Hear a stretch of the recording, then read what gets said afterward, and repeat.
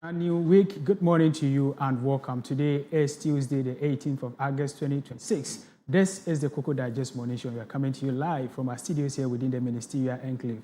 We're also live on GoTV, channel 184. And then if you are living the comfort of your home, we are not leaving you behind because we are streaming live on YouTube and on Facebook as well. And so you can be part of whatever conversation we'll be having today. Today's show promises to be very, very exciting as we have a lineup of activities for you. As on the online segment, we'll be talking about breastfeeding. We'll be talking about breastfeeding. Whenever we hear breastfeeding, we think about the competition between the men and then the kids. And so this morning on the lifestyle segment, we'll be educated about breastfeeding and the other matters. And then on sports and on business, we'll be bringing you news as always. And then the online and print paper review, we're talking about some trended news as well. And we can even talk about the KFC issue trending. And then Kwashiman, the multiple crashes, after an incident that occurred about 4 months ago. The traffic lights there are still not working. And then we'll be talking about that as well. And then we will be also asking you to tell us what is actually happening in your community. And so you can see that today we have exciting lineup for you. And as we like to do it on the show, we'd like to motivate you so that we can keep you strong to finish the week. And so up next is motivation.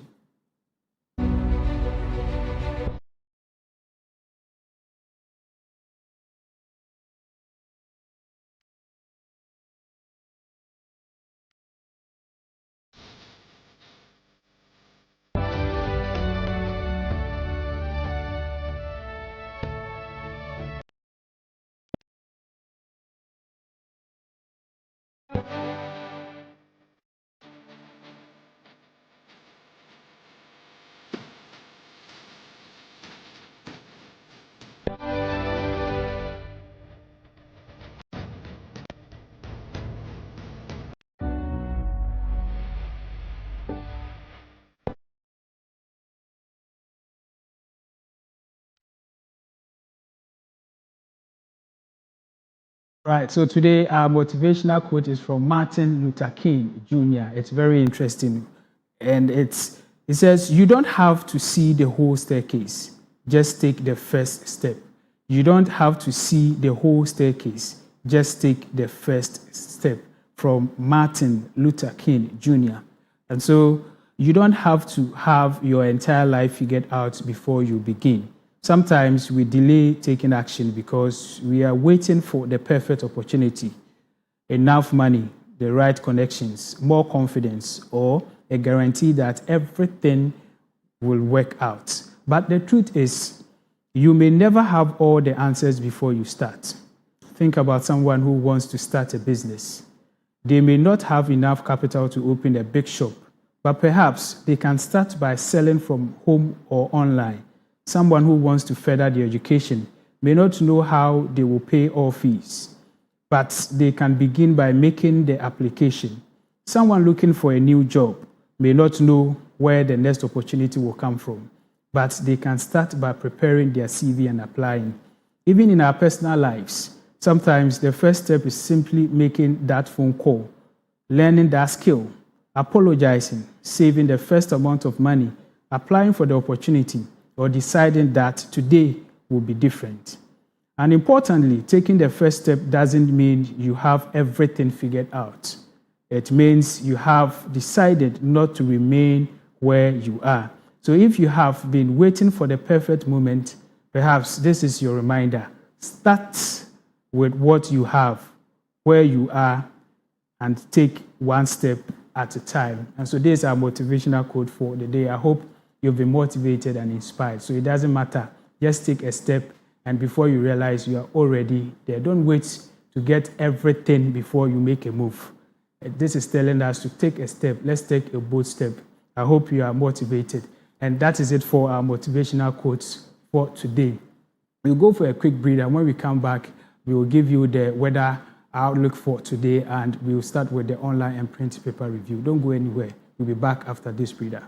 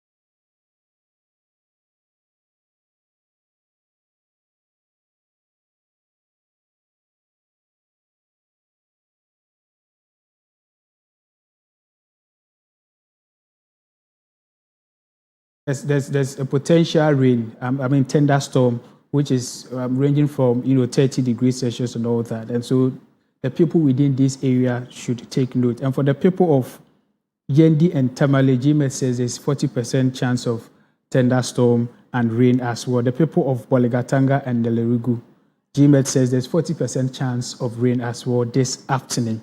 And then in the evening, throughout the northern sector, GMET says there's 40% chance of thunderstorm and rain as well. And for the people of Kumasi, GMET says there's 30% chance of rain this afternoon. And the state of the sea today is rough. And so as we like to do it, please take note and act accordingly. If you are going out, you have to get some umbrellas with you. And then if you are around areas where it is going to be scorchy, make sure that you still get umbrellas, and you should reduce your exposure to the sun as well, and take in more water. And then if you know that in your area it is going to rain, please put your things in place, and so that you don't become a victim of the rain. And this is the weather report from the Ghana Meteorological Agency.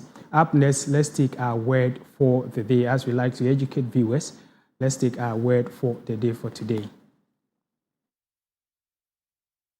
The day is vindicate.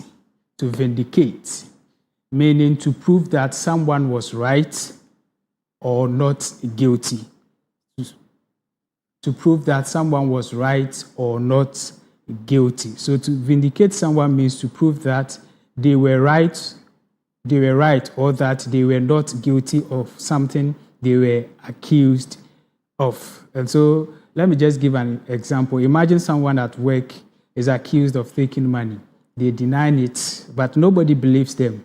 Later, CCTV footage shows that they were somewhere else at the time. And so this word, it's mostly used in the court a lot. The legal people likes to use it, vindicate. And let's take a look at some of the synonyms that we have. So we have clear, exonerate, justify, defend, prove right, acquit, especially in legal context, as I stated earlier. And then the antonyms, the opposite of the word vindicates, you have accused, blame, condemn, incriminate, convict. And so that's our word for the day. I hope you've learned something new today. And I'm hoping that producers, a time is coming that at least we will ask viewers to tell us the words they remember, words of the day on the Koko Digest Morning Show for a prize. And I know producer will work towards that. And that is it for motivation, word of the day, and the weather outlook. It's now time for the trending stories, what is actually trending in Ghana. And like I stated earlier, our phone lines have been activated, and our WhatsApp number will be displayed on your screen, and so you can be part of the conversation. You can call in and tell us what is actually happening in your area, especially with regards to street light and many other stories. But today I'm going to begin with something that is happening at Kwashiman. About 4 months ago, an accident happened there, and the traffic lights there got destroyed. Kwashiman itself, the main traffic light, as we speak, there's no traffic light. And yesterday we heard that there has been multiple crashes there. I have a video reporting the incident, the state of Kwashiman, and how things are looking like. Let's take a look at the video. When we come back, we'll dive more into it. Road junctions in Accra. On 3rd April 2026, a crash damaged the traffic lights here. More than 4 months later, they are still not working. When the lights are functional, vehicles from La Paz, Kaswa, Soutum,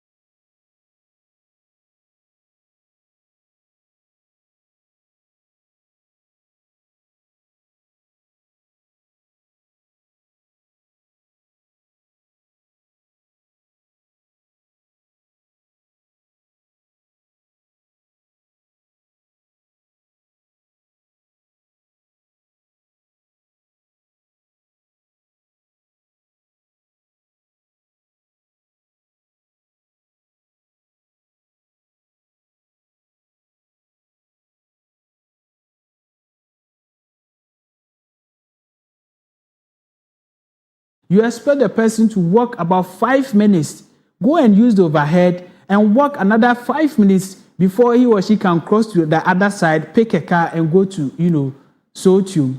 And then these days, because the traffic light is not working, cars that are coming from Kwashiman, those that are coming from, Sotium, Santa Maria, those that are coming from, Kaneshi, those that are coming from La Paz, and those that are coming from Kaswa, they are all moving anyhow. They are not moving. There's no order. And then you see this one will be coming from here, and the other one will be coming from here, and people are crossing, pedestrians are crossing, which is very dangerous. And then report has it that, those who have volunteered to actually, direct the traffic there, one was knocked down and killed. It is very serious, and we are calling on authorities to actually work.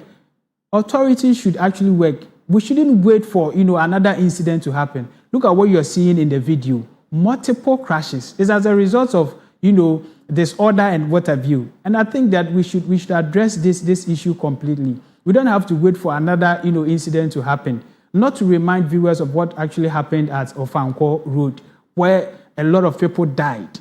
Some of these things, we neglect them, and then the aftermath becomes something else. All that we say is to say that, it's high time we deal with issues like this. And so those who have been using the Kwashima Road, you can attest to that fact. And so you have someone, even a kid, who is, going from Sotium, Santa Maria side, and would have to cross to the other side and go to school. It's very serious. You can't leave your child to cross that road these days alone. And so we are calling on authorities. The only time you see the MTT there is in the morning. And even in the morning, as early as 5 or 4, you will not find them there. You will not find them there. You only see them there around 6:30, there about, try to control traffic. And then for some time, they'll just leave. And then at night, when you get there, you should see the chaos. We shouldn't wait for something bad to happen before. They should just fix it. And this issue is not peculiar to Kwashiman alone. As I stated earlier at Ofanko, what actually happened there. We have so many areas that the traffic lights are not working. They don't even have street lights. Just at the ministries here, behind TUC building, we are going to City House, close to Accra Technical University. The traffic light there is not working. And then there are no street lights there. If you get there around 6:30, you can see there's disorder, chaos, cars moving anyhow, and people are crossing, which is very serious. Which is very, very, very serious. And we have people who are in power, people who are in offices, who are supposed to ensure that we have street light. We have the Accra Regional Minister telling us that when he assumes office, he will ensure that Accra becomes, good again. He will fix all the street lights. What are we seeing? It's becoming too serious. We like reacting to issues instead of being proactive. And I'm calling for the right, leaders to actually step in and solve the issue once and for all, especially the one at Kwashiman. It's very, very, very serious. Our phone lines have been activated. You can call in and weigh in, tell us what is actually happening in your street. For now, we just know about Kwashiman and somewhere around the ministries. Probably, maybe in your area, something is actually also happening there. So you can call us and, tell us what is happening in your area. Our phone lines too have been, our WhatsApp number has been displayed on your screen, and so you can text us as well. Now, moving away from this topic, the people of Kwabenya, the people of Dom Kwabenya, they are also complaining. Yesterday, demonstration actually went on about their road, the state of their road. They are saying that their road is, not good. It's not fit for purpose. Their road is not fit for purpose. And so yesterday, they were out, demonstrating. We have a video. Let's take a look at it. When we come back, we will dive deeper into it. Our road needs to be fixed. For over 20 years, this road has not been fixed. We voted massively for the government. We voted massively, and we have given this government 2 MPs. For over 20 years, these 2 MPs have never been funded. Reserved for MPs. But this time, we voted them out because we need the road to be fixed. So we voted them out. We need this road now. The problem we face on this road, the road and network is very bad. It's very, very, very bad. It's not good. If you are going dust, if you students they are going to school dust, then they sick, then they have cold and catarrh and etc. Because of that, that's the nature of the road. We are tired of the road. I'm Joe Flowers Adi from Brekuso. I'm a citizen over here. And because of the bad road, that's why today we decided to come on set to ask the government to fix our community road from Pabenya to Kitase. It's been a long. Drivers on the road are complaining. Citizens on the road are complaining. Sometimes even to get access to work safe is an issue. So we are pleading with them. Right. So the video you're seeing is about 20 to 23 kilometers, depending on which section or description is being used, and they are complaining. I remember that this road has been there for as long as we can think of, somewhere in 2022. I'll just give you the details and the background to this story. But you see, sometimes we talk about our roads, we talk about lights and the others, and we seem not to take it serious. It actually this goes a long way to affect the economy and many other things that we are facing in this country. But for the video, let's thank you to Channel 1 for the video. This video is actually from Channel 1. Thank you. We pick it from Channel 1. Thank you, Channel 1, for the video. And as I was saying, when roads are bad, it affects a whole lot in the country. And one would have to we have to come out and cry and demonstrate. Yes, one of the ways that you can request something from the government is through demonstration. But it's high time this road be fixed. It has been there for a very, very long time. So as I stated, let me just give you a background to this story. And as stated earlier, that it is about 20 to 23 kilometers, depending on which section or description being used. So a 2022 Roads and Highways briefing described the wider Dom Kitase project as a 23-kilometer project divided into the Dom Kwabenya, Brekuso, Kitase, and Ashesi University sections. And so it was presented as an alternative route to the Peduasi Road and as an important link between Greater Accra and the Eastern region. So you can see that the road is very important, and more people than residents of Dom Kwabenya, actually use the road. It serves communities including Comet, Brekuso, Ajimeti, and Kitase, while connecting commuters and businesses moving between the Accra side and the Akuapem Eastern region side. And so, it's very imperative that, our authorities look at that side as well. There were complaints about the road, going back years in 2019. I even said 2022, 2019. Graphic reported that motorists actually preferred the dangerous Adentan Ebru route to using the Dom Kitase Brekusu road because they considered the latter too rough and difficult. And then, as I stated, in 2020, the government said rehabilitation of the 23-kilometer road was being funded by the Kuwait Fund for Arab Economic Development and the government of Ghana. Let me repeat again. It was being funded by the Kuwait Fund for Arab Economic Development and the government of Ghana at a stated cost of $35 million United States dollars, with First Sky Construction as contractor and a 24-month contract period. Let me just repeat it again.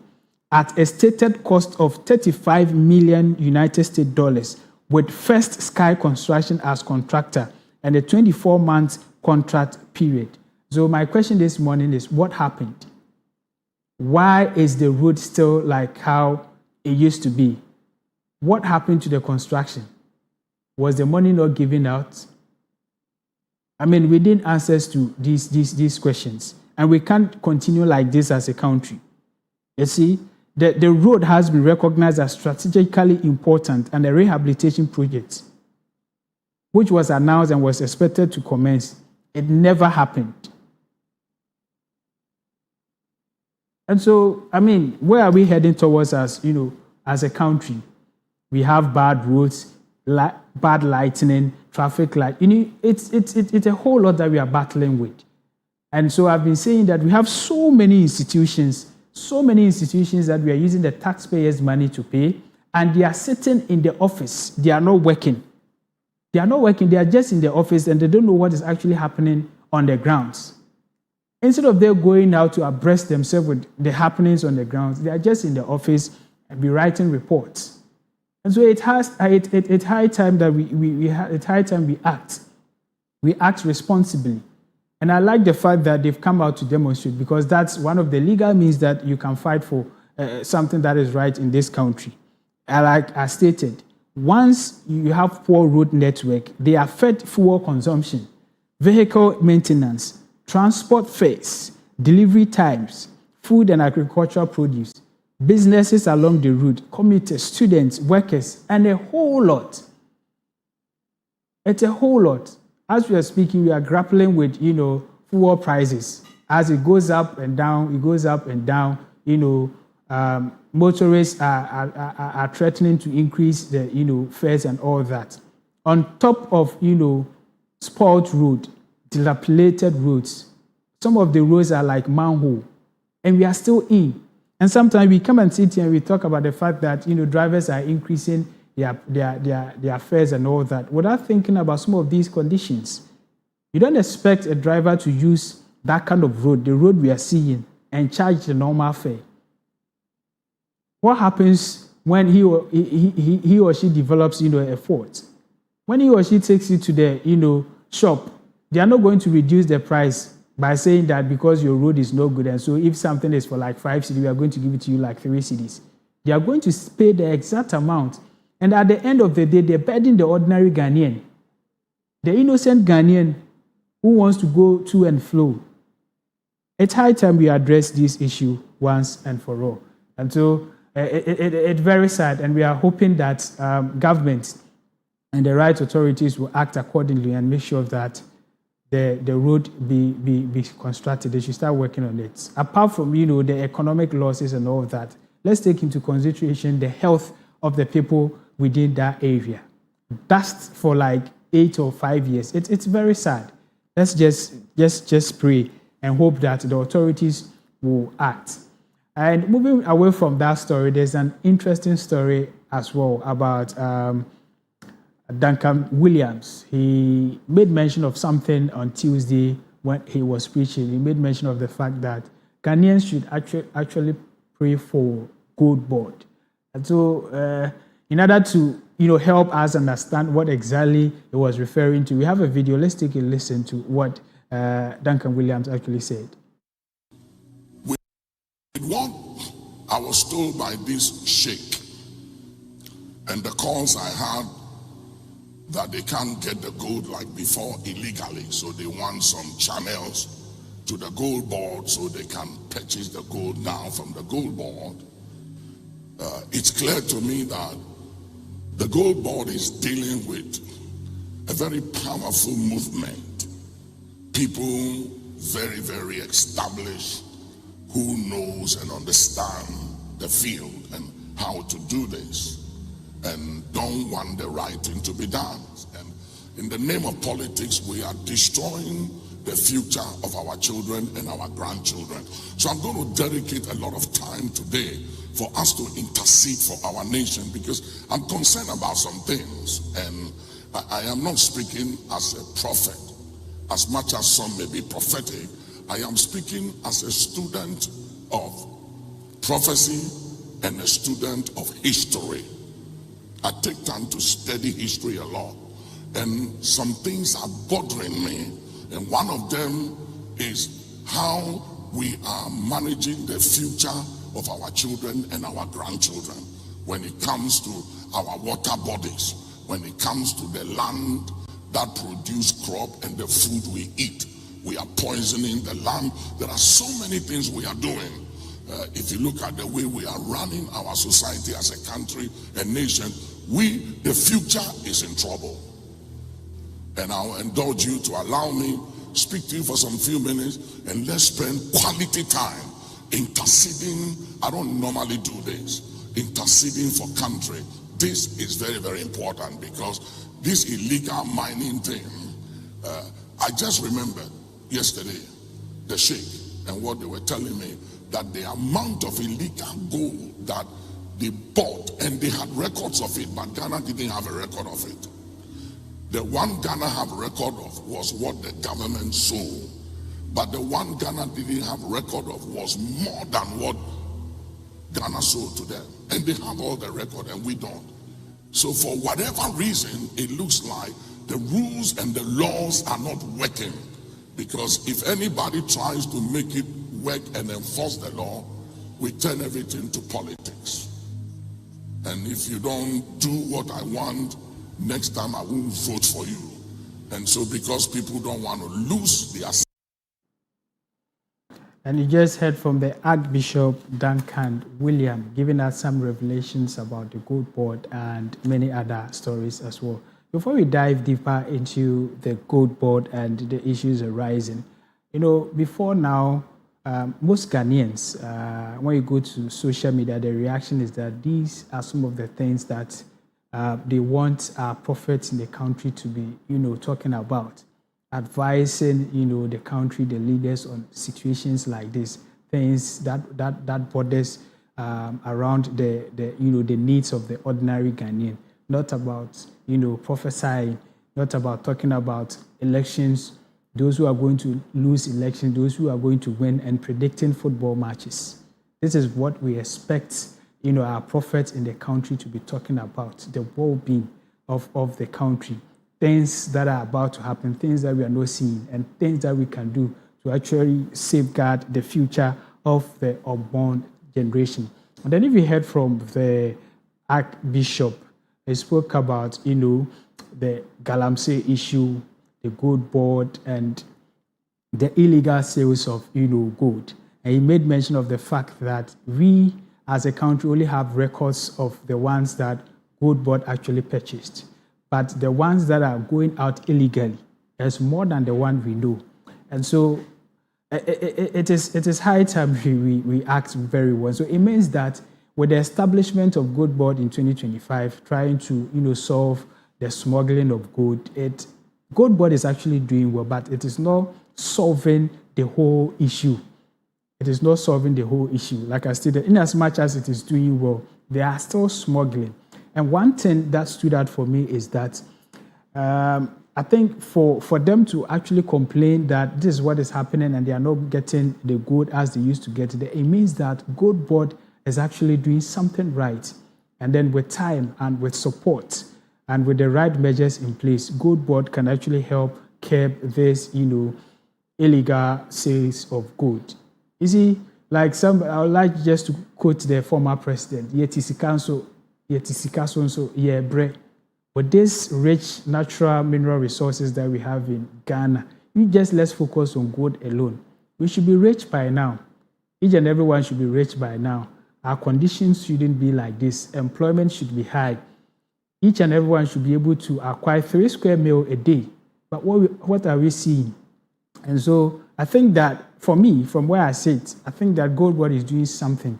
And that is why the other actors are reacting. And so I totally agree with Archbishop when he said, we should pray for Gold Board. And so when we ask, what is Gold Board, doing? What was it created for? Gold Board was created in 2025 to actually formalize gold trade. So government wanted to bring more of the gold trading chain, particularly small-scale mining, into a regulated system. And then 2, it was created to reduce gold smuggling, as Archbishop actually said.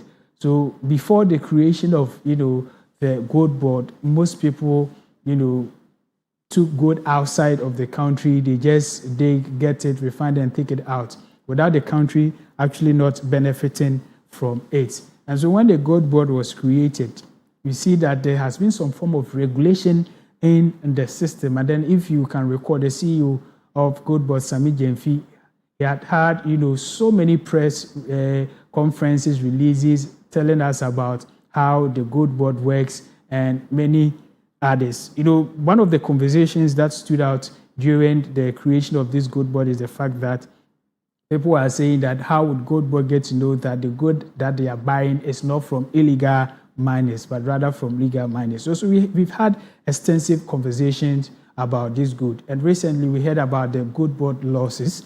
And then the CEO has come to say that it is not actually a loss from, spending or someone actually, stealing from the coffers, but it's rather the price for the policy that has been actually introduced. And so we've had interesting conversations.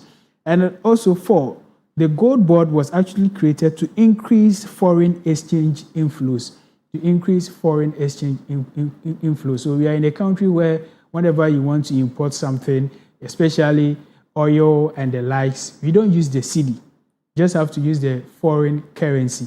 And so it got to a time that somewhere around 2022, when it became so hard, when we went back to IMF and a whole lot, we had to do a whole lot actually transpired because we did not have, an import cover and all that to be able to buy, this oil and what have you. And so we had programs like Gold for Oil and many others. And so Gold Board has actually come to play a major role in the economy as well. And then we'll be talking about this import cover. But before then, let me just give you the points. We also have to support the cedi and build, reserves, as I stated, and to give Ghana greater control over gold exports.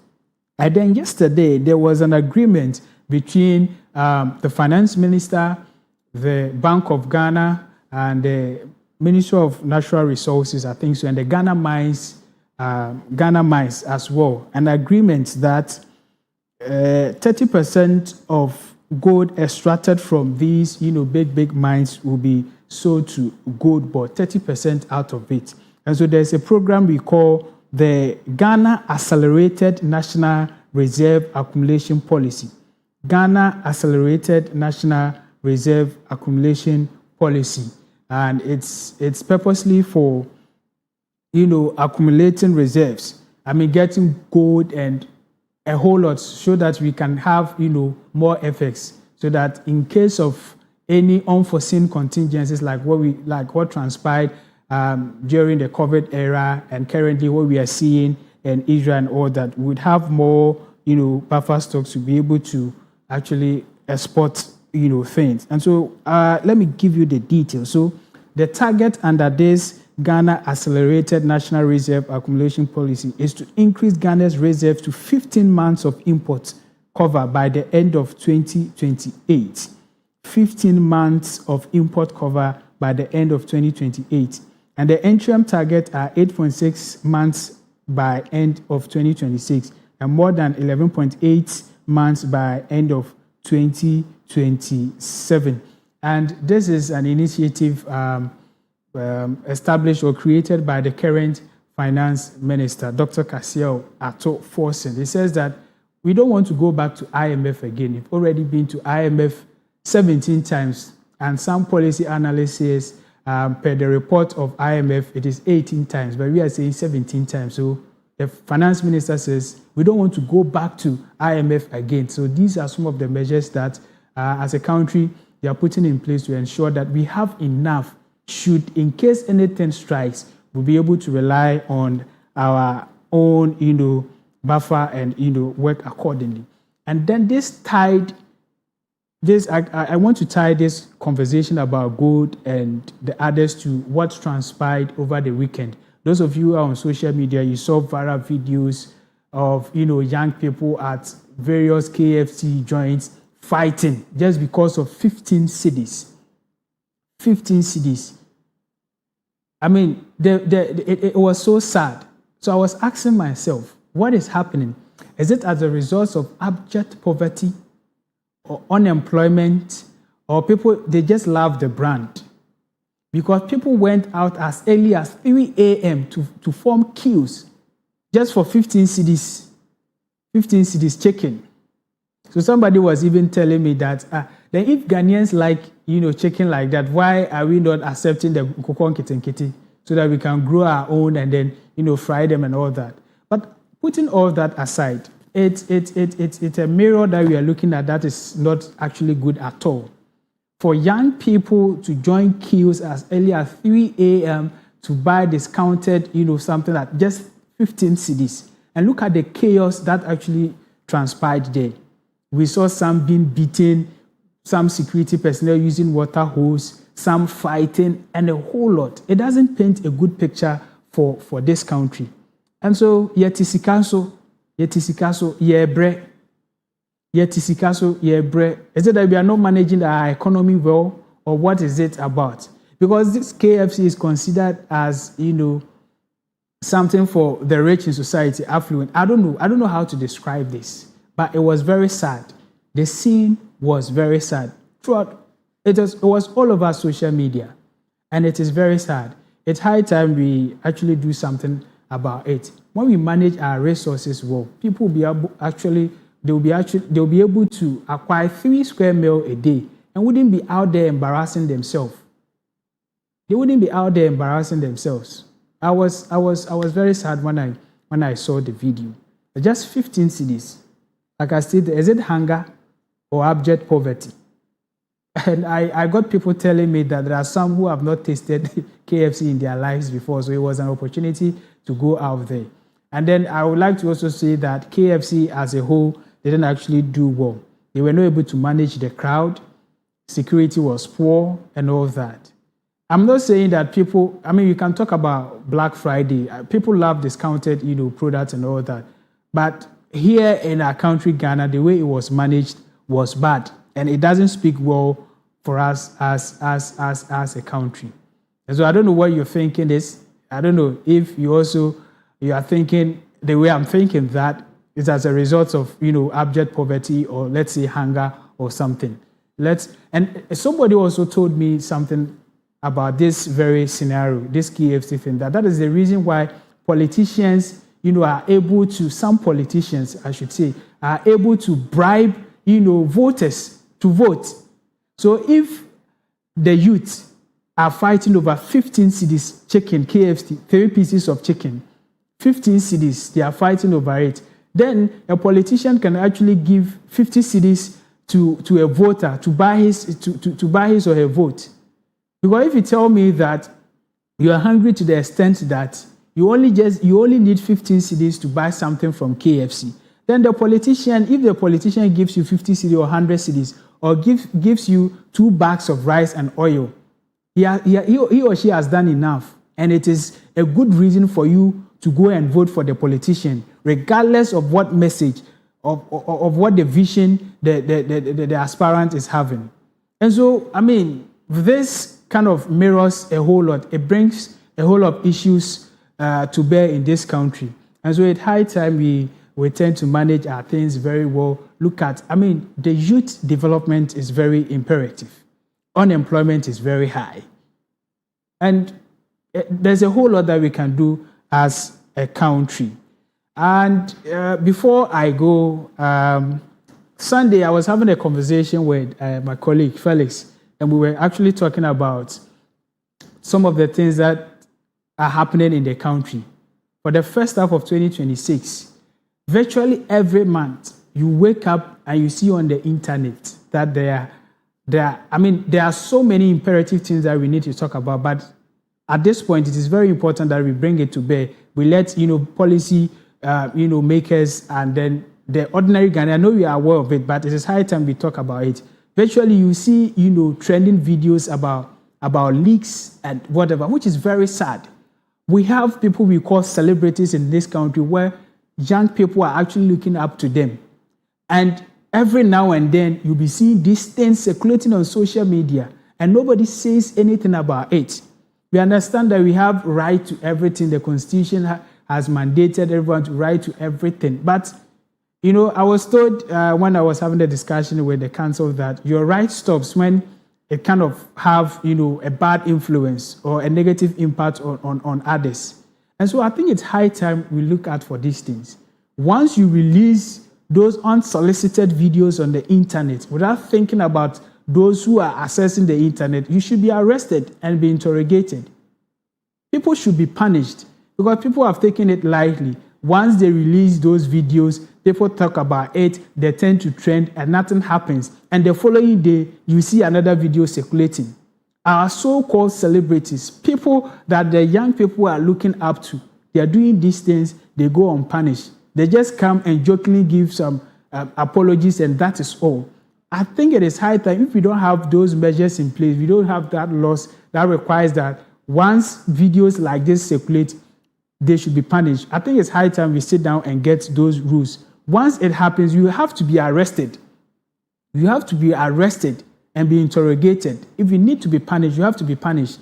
And that's why I'm one of the people who is happy about the introduction of the community service bill.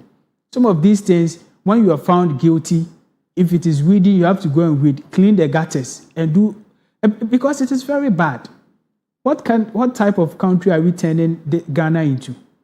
We are not thinking about the young ones. You just do it and they're happy, unperturbed. They don't care about the consequences. Just, they are trending. And because most people do not have anything to do, once it happens, they've taken it upon themselves to be spreading it across. Omenye Juma, to be spreading it across to get viewers, chasing, social media clout and all that. It is high time we regulate the system. And I know that the Ghana Police Service is actually working. These days, whenever something appears on social media, they act swiftly. And that's why I'm saying that if we don't have the rules or the regulations that states that these people can be arrested or they can be called for some questioning, it's high time we get that thing to avoid some of these things circulating on social media. And that will be all for today. This has been the online and print paper review segment with me. Yes. And before I go, this issue we're talking about, people having these unsolicited videos and all of that. I don't know, somebody told me some of these people, they want to marry, but because they don't have what it takes to marry, the amount involved in marriage is very huge. They don't want to marry, and they are doing things around anyhow. That is just by the way. That is just by the way. There's a video from Prophet Akwesi Boateng, who he was talking about the amount that one needs to marry, and then the reasons why we have so many divorce cases in this country. Every now and then you hear about the breakup in marriage and all of that. He said something very interesting. Let's take a look at that.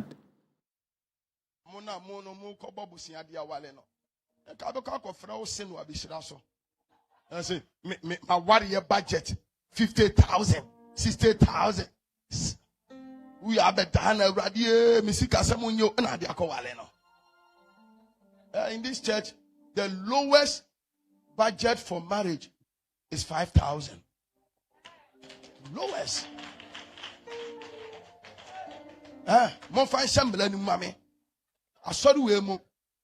If you have 5,000, that is why you also need to marry from here. Because I am putting inside my ladies 5,000. Papa kabibia ya amamle bibia wi ya call registrar general ni akọ sign obia wo bro nya atade ni anyina ya hye ni abegina ha ni bless obia wi ya ni akodi yedokono open wasem nko ye party kase bia refreshing de ben shin ko boka hunu uwi ana ono okunu ntokwanko a.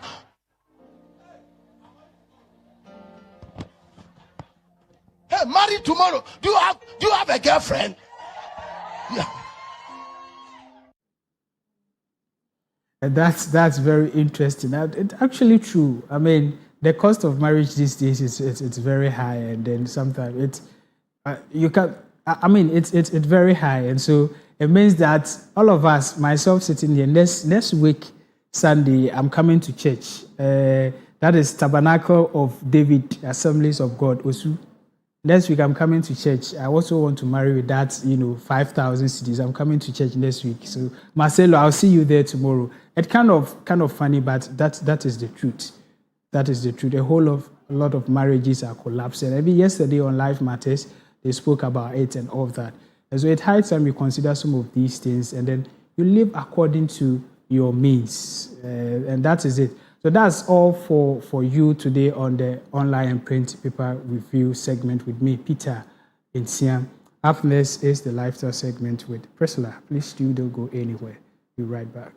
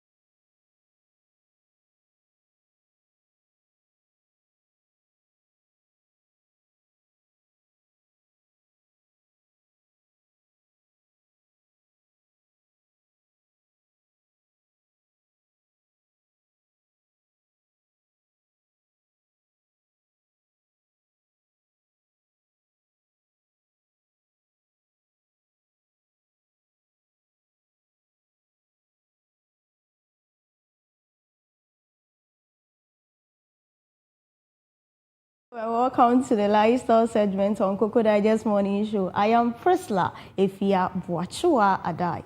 Today we are going to discuss something that is natural but also kind of misunderstood by our people.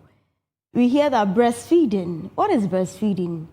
The things that we are to know, the myths about breastfeeding, facts that we are also to know about breastfeeding. So breastfeeding is not just a mother's job. It's a build. We have to also building a support system to help our mothers during breastfeeding. He said breastfeeding, we also hear that if breastfeeding benefits the baby, the mother, the family, shouldn't supporting the mother be everyone's responsibilities? And shouldn't we be giving her the right information that we are to know about breastfeeding? To help us clear our thoughts, to help us clear our minds, we have here with us Dr. Zanu Belly. She is a municipal nutrition officer for Kole Clote. Good morning, Doc. Good morning. Did I get your name right? You got it not right. So my name is Zanu Billy. Okay. Unfortunately, the doctor hasn't come yet. Okay. So it's on the way it's coming. on the way coming. My name is Zanu Billy. I'm a nutritionist currently with the Kole Clote Municipal Health Directorate. Okay. But of course, Kole Clote Municipal Health Directorate is under the Ghana Health Service. Okay. Yeah, so that's basically it for me. You're welcome. Thank you very much. Today's topic is breastfeeding. They said mothers need our support during breastfeeding. Yes. We have to help build them. Breastfeeding is not just about a mother taking care of the baby alone. We have to also be there. Yes. So you help us. We have so many myths around in our houses, in the marketplace, in cars, everywhere. We hear so many things when it comes to breastfeeding. So let's digest and Koko digest. You have to be, yes. Okay. Yes. So breastfeeding. Yes. What is breastfeeding? Oh, so breastfeeding is the act of feeding your child breast milk. In Ghana and in the whole world, we recommend exclusive breastfeeding for the first 6 months of the child's life. Then after the 6 months, we begin to introduce family foods at the period we call complementary feeding. During this period, we are not saying we should stop breastfeeding. We are saying it goes with the food, so it's complementing the food, the breast milk. So we have the complementary feeding phase from 6 months to 2 years. Breast milk and feeding from 6 months to 2 years. Breast milk and feeding. Yes. 6 months. To 2 years. So for 0 to 6 months, we are saying breast milk only. And that is the exclusive. Exclusive. No water. No water. Why? So the breast milk is made up largely of water. Mm-hmm. And so it hydrates the child. And a child's stomach is very small. And so when you give normal water and then you breastfeed, the child is unable to take in a lot. Doctor, before we continue, we want to let our viewers know that they are never left out, even though they are not here. You can call us. Our numbers are going to be displayed on the screen so that you call, you send your messages, the doctor will attend to us all. Thank you. Doc, let's continue. So like I was saying, their stomachs are really small and we don't want you to give them something before you actually give them the breast milk. And besides, breast milk is largely made of water. Again, we're also afraid of the probability of contamination. So all these factors combined, we say that breast milk is the best for the 6 months. No water, nothing else. No water, nothing else. But even we, the adults, when we eat and we get choked, we look for water to drink. So why the baby? And we also say water is life. Yes, water is life, but breast milk is water.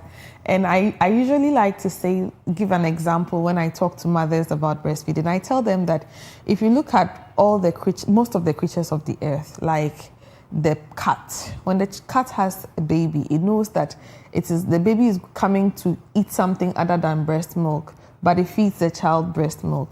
The goats do the same, the dogs, even some of the fishes of the sea, like the whales and others, they also feed. One of the reasons why this happens is that when you're born, most of your organs are not fully developed. Like your liver, like your gut, they are not fully developed. And so your ability to process food properly is also not really up there.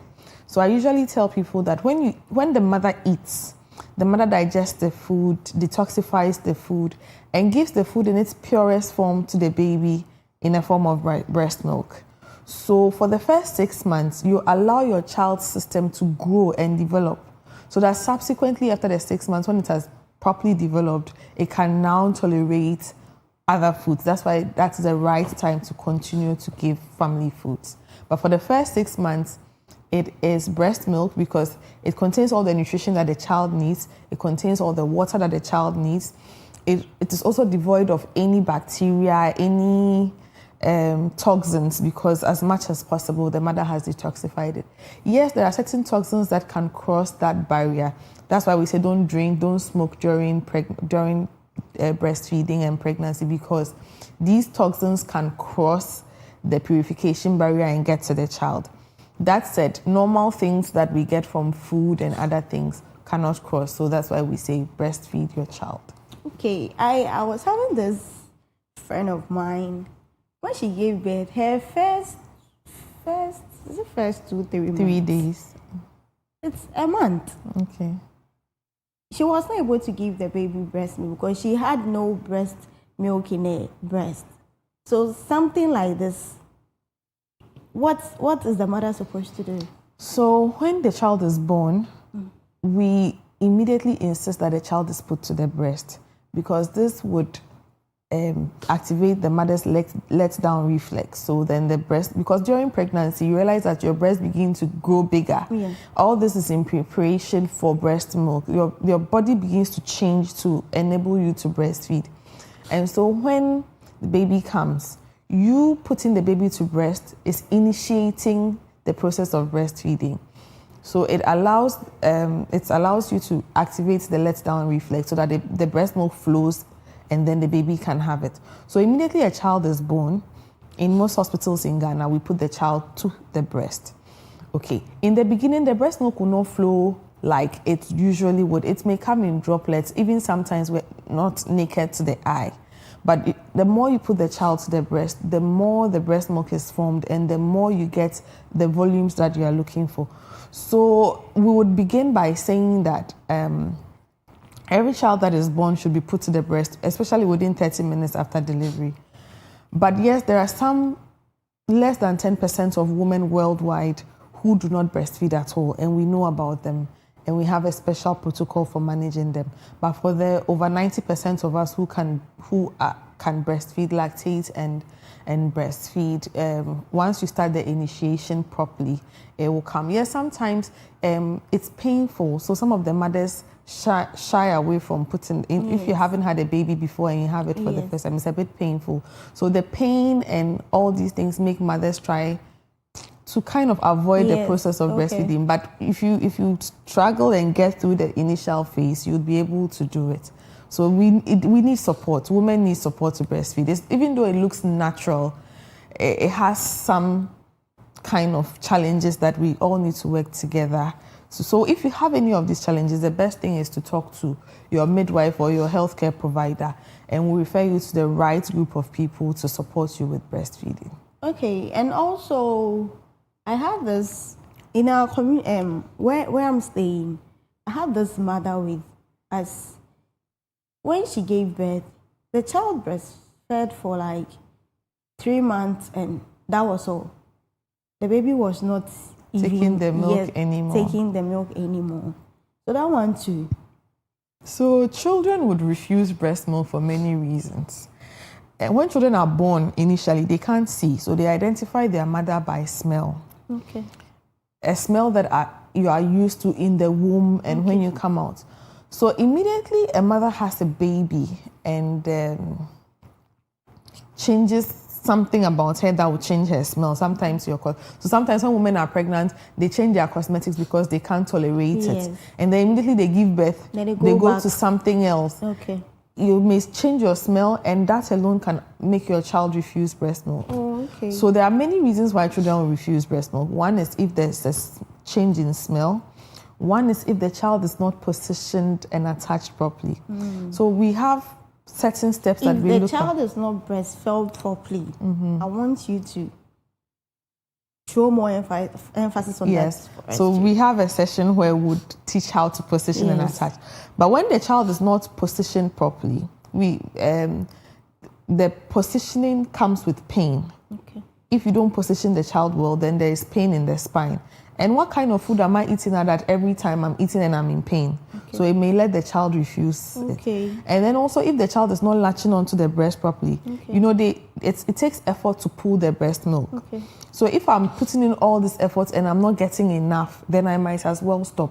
So positioning the child properly and ensuring that the child is latched on properly plays a key role in sustaining breastfeeding. Okay. So when we get to the position attachments part, I'll take us through how to do it.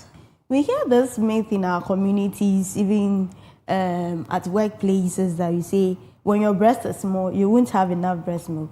It's a doctors, we hear this, that our grandmothers, neighbors, even strangers on the streets, they say that when your breast is small, there is no enough breast milk, so you have to get extra milk for your baby. It's interesting because depending on where you come from in Ghana, the story is different. Yes. In certain parts of Ghana, they say that those with the smallest breast milk are those with the those with the smallest breast are those with the most milk. And then in certain parts of Ghana, they say that those with small breasts don't have milk. Yes. It's not exactly true. Breast milk production is independent of the breast size. Okay. And even, like I said, when we are pregnant, our body begins to change to make room for breastfeeding. So even those with very, very tiny breasts, you realize that there will be a little increment in the breast. And so breast milk production really doesn't depend on your breast size. It depends on how you feed, how you hydrate, your peace of mind, okay, and continuous breastfeeding. Because breastfeeding, we usually say, is like a well. The more you fetch from it, the more the water comes. So if you stop breastfeeding for a while, you realize that your breast milk supply would dry up. So the more you are putting the child to the breast, the more your body continues to produce breast milk. So it's independent of the size of a person's breast. I just had one question right now. That someone is asking, if the child takes in water during the first 6 months, what will happen to the child? Nothing would really happen to the child, but what happens is that we increase the child's risk of getting malnutrition. Okay. Like I said, the child's stomach is already small. So this is the size of my stomach, and you have given me half of it of water. I'm going to drink half breast milk, okay? And so I'm not getting the right nutrition to grow. But if there was no water, already breast milk is like 90-something% water. So even if you give me just breast milk, I would get the water that I'm looking for, but I would also get the other nutrients that I need to grow. So it is not like if you give your child breast milk, or your child will fall down and die, but then it will increase your child's risk of getting malnutrition. And also your child's risk of getting certain diarrheal diseases, especially when you are not too sure of the source of water. Okay. And I also heard this myth that in our communities, they said one of the breasts is food, one is water. So when you give the baby the food here, they have to come and give the baby water here. How true is that one? That is so not true. So each breast is both water and food. Okay. God, in His own wisdom, has made it such that when you begin the breastfeeding process, the first breast milk that comes is very light, is very whitish. That one is water. But as the child sucks on, it becomes creamy. So that's when you have a high concentration of fat and proteins. That's why the color has changed. So the first one is to quench the baby's thirst. Then the one behind is more fatty, more protein dense. And that one is food, and that one is to fill the baby. So this has that, the right one has that, the left one has that. It's not that one is food and one is water. And in a community where I worked, because we told them this, some of the mothers now come. I think we made an example to say that our breast milk is like, what's it called? Mashed kenkey. Yes. So when the first one is water, the top part is water, and then the down part is where the food is. It was just an analogy for them to understand that water will come out first and food will come out later. So we realized that when you go to the field, you realize that the mother is shaking the breast before she... Like porridge. Yes, no, it would still not it would still not mix it up. Okay. That is how God has made it. The first one that comes is water, and then the food is behind. Shaking it, mixing it will not change anything. Yes, please. Okay. We also hear this myth that you must eat this. We have, for a mother to have enough breast milk, is there some foods that they are to eat? Because we heard that you must eat this special food, drink this herbal mixture, or your milk won't be good at all. That's what we heard in our communities and workplace. Milk production, the quantity of milk that you produce depends on how well you are eating. Okay. There are certain foods that we eat that help us. Breast milk, like I said, is largely water, so you have to stay hydrated. Okay.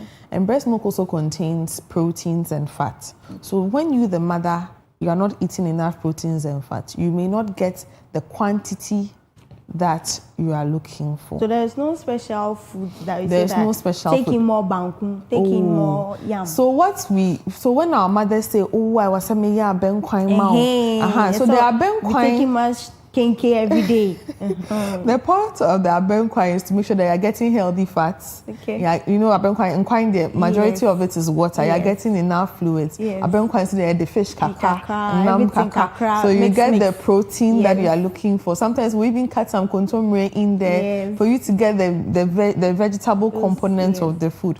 So yes, I'm not going to that. So these things help in the breast milk production. Okay. Again, there are certain foods that are said to boost breast milk production. In the north, we have what we call zonkum. It's a millet drink that they make that boosts breast milk production. Well, and then like granules, agushi, all these things there. I think the basic line is that they are producing the basic building blocks for breast milk production alongside the hydration that you need to produce the breast milk.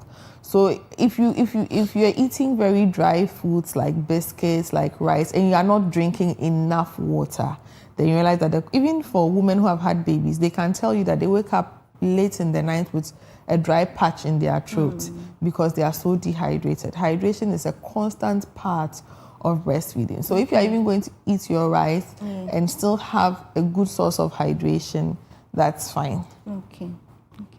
We also hear this myth in our communities that if you are a cesarean mother, you have to take like a week before you start breastfeeding your child because of the pain and the emotional trauma and things that you go through.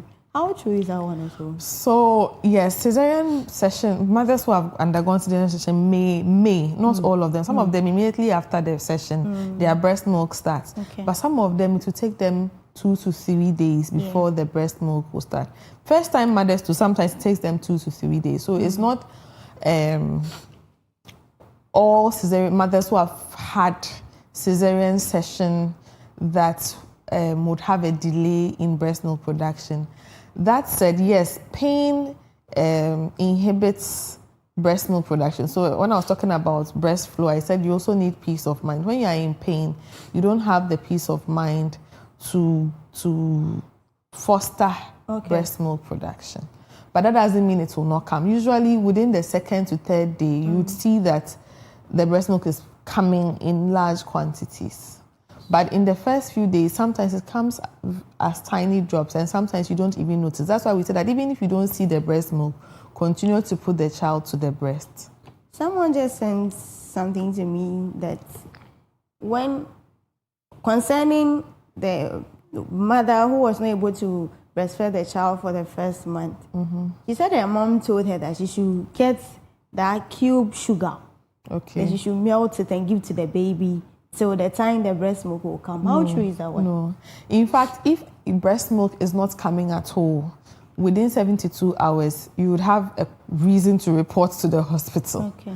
So if you are saying that the breast milk is not coming and you're able to stay for 1 month, I would beg to differ. It means that you were getting breast milk. Maybe not as much as you would have wanted it, but it is coming. Because after 72 hours, you start to have certain challenges that will force you to report to the hospital. if you think breast milk is not coming, please report. We would support you. But it's not, giving sugar is not it. It's not it at all. It will not help baby and it will not help mother. So there is no point doing any kind of solution in the house for the baby. If the breast milk is not coming at all, you report to the hospital and would assist you to see if we can get the breast milk to come. And if the breast milk is not coming at all, then we'll show you the next steps to take. Okay. So now we are moving straight into our fathers. What do you have to do? The way you are smiling. Now you have a lot to say. I'm an advocate for fathers helping out. We have so many myths. Yes. That stops them from helping.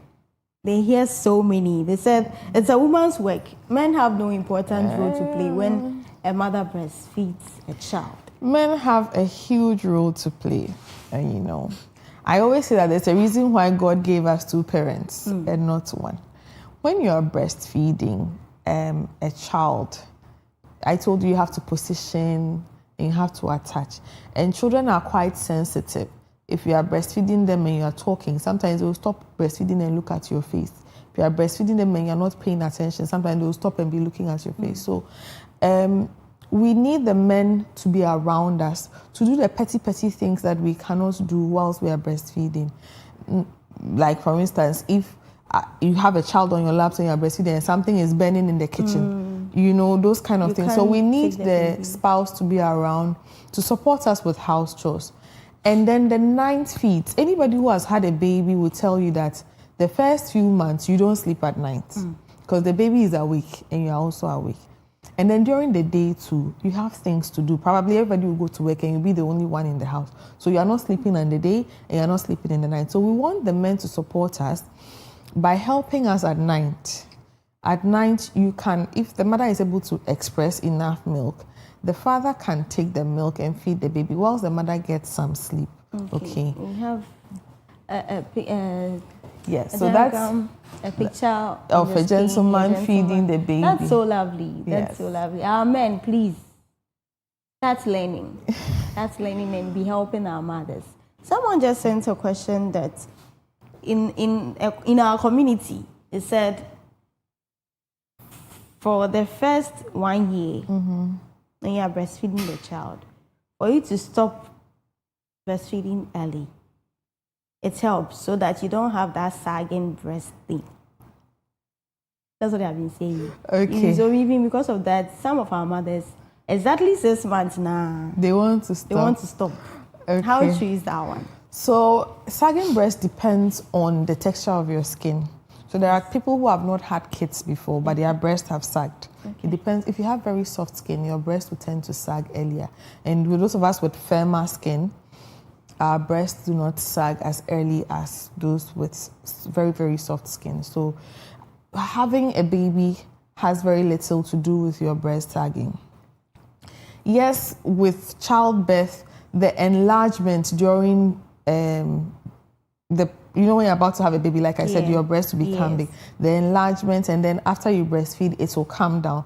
You realize that, yes, there'll be some sagging, but whether you breastfeed or not, that sagging would happen. Stopping breastfeeding at 1 year will not change the fact that this sagging is going to happen. Do you understand? But we recommend that you breastfeed up to 2 years. And that is most beneficial to the child. So the sagging really has nothing to do with how long you are breastfeeding. The sagging usually stems from the texture of your skin and also the fact that there's been an enlargement. Our skin is elastic, but when it enlarges to a certain extent and it comes down, you don't get the firmness that you used to have. That's why people who have lost weight would have saggy skin sometimes. So it's not because of the breastfeeding necessarily, but also because of some of these things. I want you to tell the mothers there that they should stop saying that because I want to have a firm breast, so exactly 6 months or 3 months, I have to stop breastfeeding my baby. I want you to tell them. Please. please, all our mothers out there. Just try and breastfeed for the 2 years. The sagging will come whether you breastfeed or not. And even now, there are lots of exercises that help with breast firming and all that. So you do the breastfeeding for the safety of your child, for the development of your child. Then after that, we'll do the exercise together to firm our breasts. And with those that have been pumping, I want you to show more emphasis on that one also. The pumping thing. You see, a mother, because she doesn't want to give the breast to the baby direct, they always have to be pumping and be giving a hand. So we recommend pumping because pumping would help someone help you breastfeed. Okay. So like if it's that time of the, you are so tired, you just want to get a little sleep, there's breast milk. Your mom, your husband, your sister can take the pumped breast milk and feed it to the baby. Not because we don't want you to, because if you don't put baby to the breast, like I said, the more baby latches, the more breast milk is formed. So if you are just going to be pumping, you realize that even your breast milk supplies will come down. Okay. The fact that the baby is latching on increases breast milk production. Okay.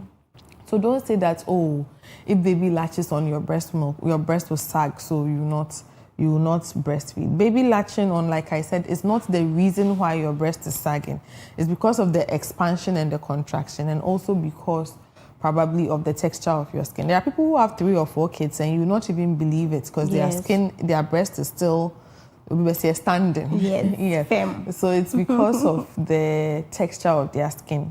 Otherwise, pumping will not make a difference to whether your breast will fall or not. It wouldn't. So the pumping is a good thing to do. It's a good thing to do for you to get breast milk, but the reason behind it, like you're saying, some people don't want to put their child to their breast because they think it will let their breast sag. No. That is not it. But if you can pump, especially the working mothers, we recommend that you start pumping early and saving your breast milk store so that when you go to work, someone can continue. So with the pumping and what you are talking about, I want you to help us, if you can elaborate more on it, and if there are steps that our mothers are to follow so that... Yes, there are lots of steps. It won't affect the baby in any way. Before you pump, make sure that you have sterilized all your pumping equipment. Okay. Then every pumping equipment is different, but you can follow the instructions and pump. Now, when you are done pumping, you have to put them in bags and label them. Is it any ordinary bag? No, so we have breast milk pouches. Okay. That come with date and time. You see that they've written that you can write on them. They are like Ziploc bags. Mostly at the hospitals, or you can get it. You can get them at any shop that sells baby products. It's not because in Ghana Health Service, the Ghana Health Service facilities, we are not supposed to sell things there. So we can show you where you can get it. So you can get a pouch, the breast milk pouches. Fill them with the milk according to the date and time that you expressed it. Okay. For room temperature, like we are sitting here, you can keep breast milk up to 6 hours. In a fridge? In a fridge. A fridge is where we put water. Like I want us to, because in Ghana we mix up the terms. Yes. In a fridge, you can keep breast milk for between 24 to 72 hours. Okay. In a freezer, especially if it's a dedicated freezer to breast milk, you can keep breast milk in that freezer for 3 to 6 months. That breast milk? Yes. 3 to 6 months? Yes. Nothing will happen? Nothing will happen to the breast milk. What we don't want is a fridge that is constantly being opened, or a fridge that is doomso.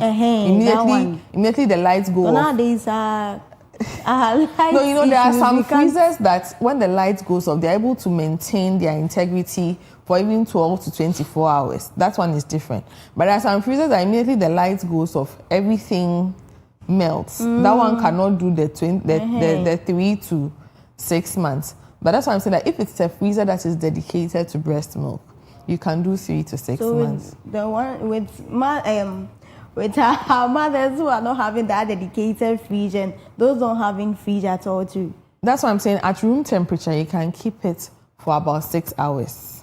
Room temperature? Yes, like we are sitting here, no fridge, no nothing. I just pumped it and put it down. In a covered container. I can keep it for like 6 hours. Nothing will happen? Nothing will happen to the breast milk. Wow. Yes.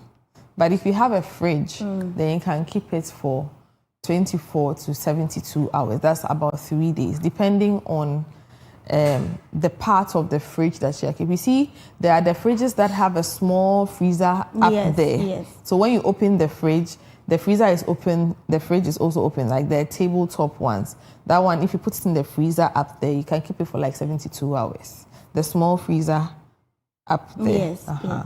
But if it's the fridge, 24 hours is just the main fridge, 24 hours is fine. Wow. So you can freeze the breast milk. With the fridge thing, are you supposed to put it in maybe a bowl, a plate before you put it in the fridge, or you can just put it in the fridge like so that? if you are breastfeeding into the pouch, you can just arrange it and put it in the fridge. If you have a container or something, you can arrange it and put it in the fridge. Or you can, depending on how you want to arrange it. Some people, like a fridge that you are putting soup and blah, blah, blah. You know, sometimes the smells can... Yes.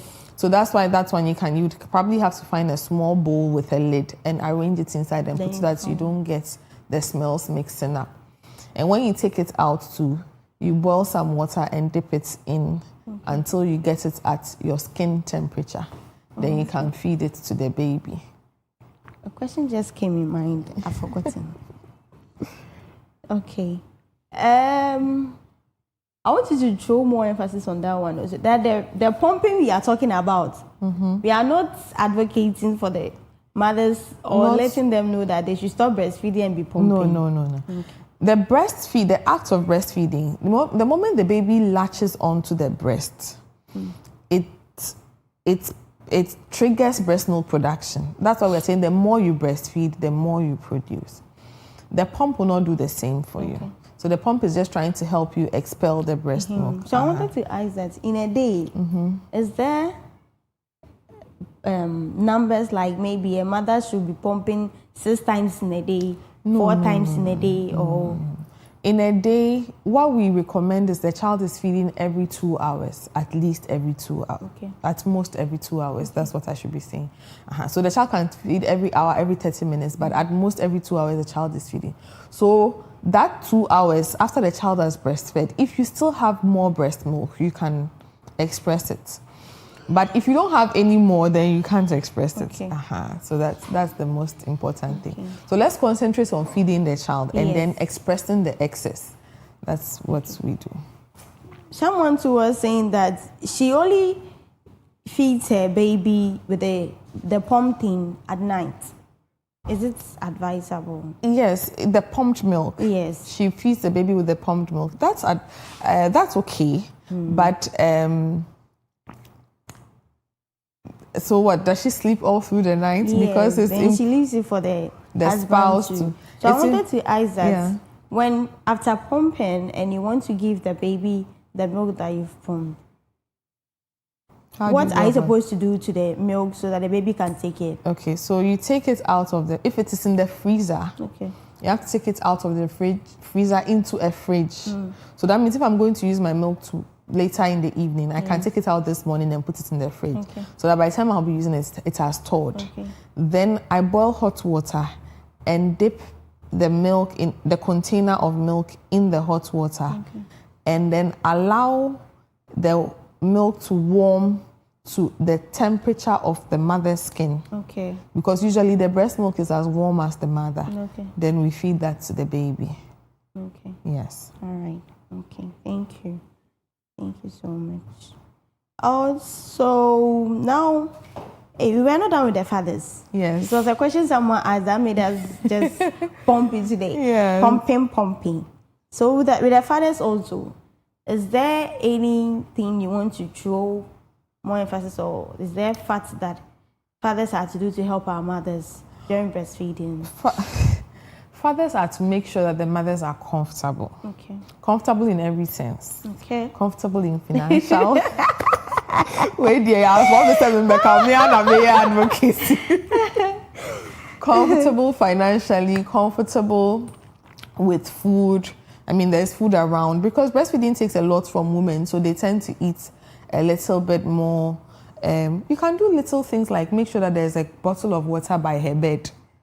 you know, so that she doesn't Is when it she's at night? At night, so Okay. that don't know when she's thirsty at night, she's now getting up to go and find. So little things that the man can do at home just to support the woman and make the woman comfortable is what we are asking for, not too much. So mostly when the baby is crying at night, Yes. and the mother is also asleep, and at that moment too, there is no pumping milk there. What is the father supposed to do to help the baby? So the fathers can do a lot. Some babies cry for many reasons. If the weather is warm, the baby will cry. If the weather is cold, the baby will cry. If the baby has wet her diapers, she will cry. So why the spouse can check these things? Has the baby wet himself or herself? Can I change the diaper? Yes. You know, and if after doing all this, baby is crying, probably baby is hungry, then you can give baby to mother and then support mother to breastfeed. So it's not everything that the mother needs to wake up and attend to the baby. Some of these changing diaper, sometimes the baby is sweating. Like very little things, father can attend to those ones. So when the mother is also cooking and the baby is also crying, so is it advisable for the father to also go in? In fact, the research shows that sometimes when children cry because they have gas trapped in their tummy, when the father picks the baby and positions the baby right under his Adam's apple and hums, it calms the baby down. So it's not all the time that mother has to pick baby. Sometimes fathers can do very little things to calm the baby. Okay. All right. So now we are moving straight to workplaces and breastfeeding. Not even only workplaces, even in buses, that's our transport thing. Systems. Yes. One myth that we heard is that breastfeeding in public is shameful.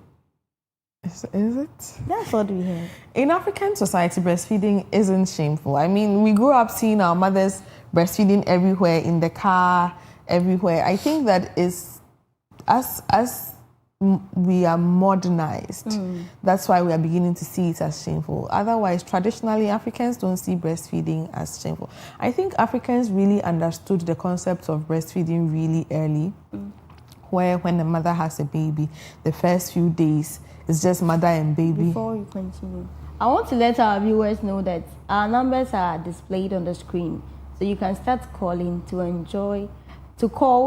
that you can also enjoy our nice conversation we are having this morning. Thank you. So we traditionally, when you have a baby, you don't go out, you are in the house, you are with the baby, you are bonding with the baby, you are making time for breastfeeding, you're also making time to recover.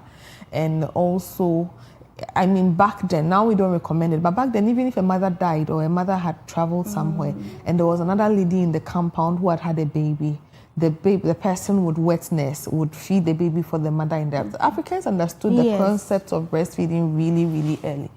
So I think traditionally, Africans are not ashamed of breastfeeding. We don't think it's shameful to breastfeed in public or otherwise. But I think now as we are being modernized and people are beginning to see things, oh, you are invading with my privacy when you show me your breast and all that. That is where things are becoming a bit different. But I think as a society, we can do a lot about it. I know certain churches that certain pews are reserved for pregnant and lactating mothers. So if you're a man and you go and sit there, you cannot complain that she's showing you her breast because those pews are reserved for pregnant and lactating mothers. Okay. So before you continue, hello, good morning. Hello, good morning. Caroline. Hello. Yes, please. Please, where are you calling from? I'm calling from Dantoma. Please, your question. Please, my question is, I want to know whether maybe you are breastfeeding, then you get pregnant through it, or maybe you are pregnant through maybe you have a baby like 4 or 5 months. Okay. And you are pregnant. Can you still continue breastfeeding? Okay. All right. So Thank you. you. Okay. Thank you. So let me respond to her. Yes, Caroline, you can continue to breastfeed, okay? The only people we ask to breastfeed are those who have, you know, there are some people who have, how do they say it? A repeated history of miscarriages. So she has even struggled to get that one, and then she's pregnant again. That's one I would say pause, because pause with the breastfeeding. Yes, but if you don't have it, how this is, some people, for lack of a better word, are prone to miscarriages. Those are the people that will say they should pause. But for every other woman, continue. You can even breastfeed her until the day that you have the baby, the second baby. Then you now stop. There's nothing wrong with it. Your breast milk is produced, I don't know how to say, the quality of breast milk that you produce is for the child that you have. Okay. So if I have a preterm baby, the milk that I'll produce is perfect for a preterm baby. If I have a 1-year-old baby, my milk composition is different from someone who has a 3-month-old baby. Okay. Do you understand? Okay. So the baby that you have who is 4 months, like she's saying about 4 months, she can continue to breastfeed until... 4 months, that means the baby is still in the exclusive breastfeeding. Yes, so she can continue to breastfeed exclusively for the next 2 months till she gets 6 months. Then she will continue. She can even breastfeed till the day she's in labor. Is it not for going the to second. affect the baby? It will not affect the baby in any way. Because Not the new one, not the old one. It will be fine. What pregnant women go through with their body system, it's not going to... So it's uncomfortable. It's uncomfortable because when you are pregnant, there's so many changes. Yes, there are so many changes, but the quality of breast milk you'll be producing will be jeje for the baby that you have. So there are even research studies that say that in war-torn countries and in countries where, like, we call them emergency situations, in countries where feeding is a challenge and all that, certain processes in a woman's body can stop just so that she can produce breast milk, like menstruation. Okay. Menstruation can cease so that you can produce breast milk for your child. Yes. So not like, when you have a baby, you have amenorrhea for a while, then your menses will resume. So if your amenorrhea period has ended, your menses has resumed, and you are in a difficult situation, you're not eating enough, you're not having enough food, like those in the war-torn areas or hunger-stricken areas, their menses can stop again, just so that energy is channeled towards breastfeeding. So don't be afraid to breastfeed even when you are pregnant, unless you are those people who are prone to miscarriages. Those people, we say they should pause, but if not, you can continue to breastfeed. Right, thank you. Hello, good morning. Hello. Oh, it's unfortunate you lost the caller. We hope that the caller calls again. So with the menstruation thing you were talking about during breastfeeding, so are you trying to say that when the mother is breastfeeding, the period is not going to come? It will come. It depends. Like I was saying, when you have a baby, especially if you have a vaginal delivery, and you are properly exclusively breastfeeding, you are properly exclusive, especially at night. Your menses can take 3 to 6 months before it resumes. Some of the CS mothers don't enjoy this period. But if you have a vaginal delivery, you can have 3 to 6 months with no menses. Then it will resume. Some people even have up to 2 years, depending on the person. But we try to do 3 to 6 months because majority of us are in that window. And then your menses will resume. Hello, good morning. Hello, good morning. Deborah.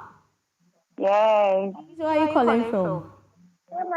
From Apollonia. Okay, please, your question. My question is, hello. I'm calling from Apollonia. So my question is, I have a baby. And I continue to breastfeed for 2 years. Then a woman was like, when the child is 2 years, you are breastfeeding, the child is sucking your blood. Is it true? Thank you so much. Okay, thank you. Deborah, that's her name. Deborah. No, please, the child is not sucking your blood. Hearing so many things. Yes, breast milk, the channel of breast milk is totally different from the channel of of blood. They are not, unless there's a cut where blood can get contact with breast milk. You can actually breastfeed and there will not be contact with blood. So the child is not sucking your blood. The child is just getting the best nutrition the mother can afford for her or him. Okay. Yeah, with the positioning of the breastfeeding too, we have our mothers that when they are cooking, then the baby will be standing whilst breastfeeding the child at the same time. What can you say about? You find that strange? In our community. So we have within the first 3 months when the child's neck is not it was a deny. That's how we say it in our local language. When the child's neck is not set, we recommend that the child's head, neck, like the head, the back, and the buttocks are in a straight line. That's get a doll. Our dummy is not here yet. So that's why you realize that we always say put the child here. So the neck is chalked here, and the rest of the body is supported by your arm, and then the buttock stays in your palm. That will give the child's head, back, and buttocks a straight line so that you can breastfeed. After 3 months, when they can move their own neck, even when you do that, they themselves will reposition themselves to a way that they are comfortable. So even sometimes at 1 year, the child will be sucking. The child, you are positioning the child. The child itself wants to get down and still be sucking. So those things are different. But for the first 3 months, when the child has very little control over the body, the mother needs to support breastfeeding by making sure that the head, the back, and the buttocks are in a straight line. It's like we said a lot about the exclusive breastfeeding, but we didn't show more emphasis on after the exclusive. Once the baby starts eating normal foods that we eat alongside the breastfeeding, is it not going to affect the baby in any way, or what impact does it make on the baby? So when the child is 0 to 6 months, breast milk will provide all the nutrition that the child needs. Now from 6 months going, you realize that the child would have, if you had the baby at, let's say, 3 kilograms, okay. I beg you. I want you to hold on. Hello, good morning. Good morning, madam. Yeah, Agnes, please, where are you calling from? Please, I'm calling from Bolga. Okay, please, your question. Please, I want to know whether it's the exclusive breastfeeding. Yes. Whether you can do it, it's normally 6 months. I don't know whether you can do it for 3 months. For 3 months. Okay. Yes, please. Maybe you are doing it and then maybe along the way you have a lot of things to do and then maybe it will be difficult for you to breastfeed the child well. I don't know whether you can stop it when the child is 3 months. Is this something you are doing? She's going. I've done it before and I want to know. If it's advisable. I'm pregnant. I don't have a child yet. Currently I'm pregnant. Okay. All right. Thank you. You're welcome. Oh wow, our baby is here. What is her name? It's a he. Yes. What is his name? Nathaniel. Hey, this he the Afro baby. Yeah. So I forgot her name. With what she said. Yes. Exclusive. So exclusive breastfeeding. She wants to do hers 3 months. Oh, ideally, it should be 6 months. That's when we get all the benefits as we've discussed. If for any reason at 3 months you want to stop, kindly discuss with your healthcare provider so that your healthcare provider can guide you. But try to do 6 months. Even if you can't get to 6 months, you try your possible best to get to as close as 6 months as possible, so that we are getting all the nutrition, all the benefits that come with exclusive breastfeeding. Like I said, research shows that the organs are fully mature to deal with food at 6 months and beyond. That is why we begin the complementary feeding at that time.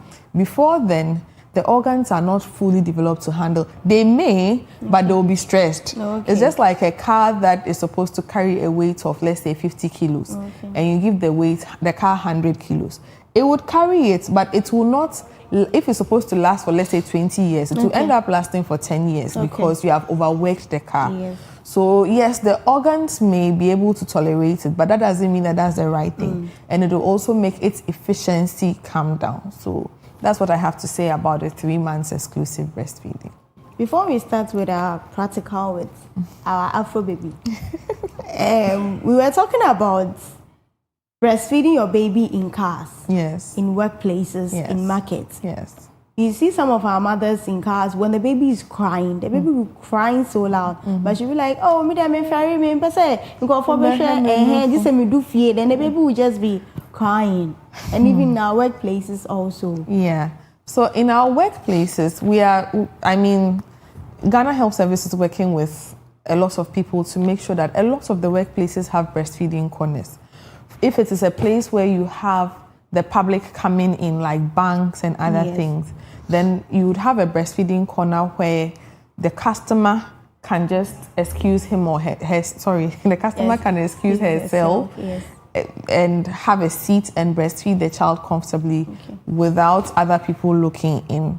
It's usually not a lot. It just requires maybe 2 chairs and an enclosed place. Even for the staff too can comfortably breastfeed there. And that space too is another space where even if your baby is not with you and your breast become engorged, you can easily go in there, express the breast milk, store it, and then go home and use it instead of wasting it. So we are recommending that all workplaces can have these breastfeeding corners to support breastfeeding, not just for their staff, but also people, the clients and customers that come in. Then we also have marketplaces. Currently, there are a few districts that have started implementing it, finding small corners in the marketplaces where market women, people who also come to the markets can also find a small corner to breastfeed their children comfortably. In certain countries, like I was saying, in certain churches, there are pews that are dedicated for pregnant and lactating mothers. There are also certain countries where in buses, certain seats are reserved for pregnant and lactating mothers so that you can sit there comfortably breastfeed. But in Ghana, unfortunately, we don't have that. And so I've seen a lot of mothers who go out with a shawl, and then when the baby is crying, they will put on the shawl, a breastfeeding shawl, and then it can support them to breastfeed. So in the interim while in Ghana, we don't have reserved bus seats for mothers like that. Let's go out with our shawl so that we can still breastfeed whilst we're in public. With what she is saying, the other time I went to market and I saw this woman carrying a baby. The baby was crying so loud. And we were like, hey, now Kolani is so many new phone. And she was like, oh, me should baby a salmon. I want to me to me new phone. Wow. So yes, we want to. It's interesting. And we have some mothers too because she has to work for long hours before breastfeeding the child. She has to taste the breast milk, the nipple a little to see that everything is okay for the baby to feed on to. That one. Okay. I'm also learning a lot. Yes. So our breast is made such that if you look at the nipple of a lactating mother, there are some dot things like they look like pimples around the nipple. They produce a gland that is an antibacterial gland that keeps the breast milk, the breast area sanitized all the time. Do you understand? So you don't even need to wash your breasts. You just need to do what you do, bath morning, bath evening, that's all. When you take out the breast, it's not now that I come to scrub it to give it to the child. Okay. That's why we're saying that breast milk reduces your risk of infection because already God is even cleaning the place for you. Naturally. Yes. Okay. And then again, breast milk will not change because you haven't breastfed for a while. Wow. So you have to look for soap and water to make sure. No, you don't need that. You can breastfeed at any time. Once you take out the breast, you can. And maybe because I went to work in the morning and then I didn't breastfeed and I didn't get the chance to express. And maybe I've come home around 2. I think that the breast milk will go, sir. Please, the breast milk will not go, sir. It will not go, sir. It will. sometimes the children refuse it because it's so packed.